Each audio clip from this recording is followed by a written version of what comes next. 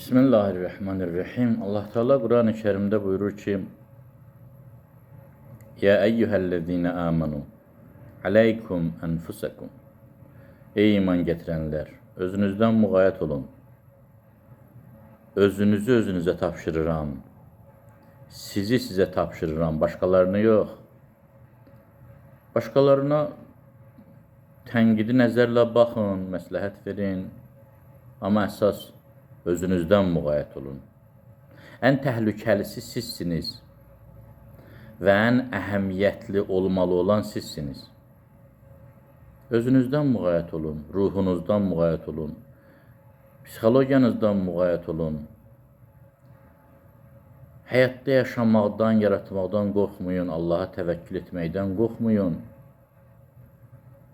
Göydə o uçan uçurtma və ya şar,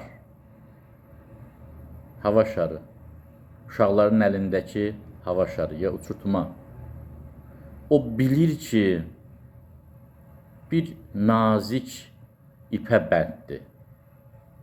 Amma xoşbəxt uçur. Ən azından o cansız əşya qədər təvəkkülünüz olsun Allaha.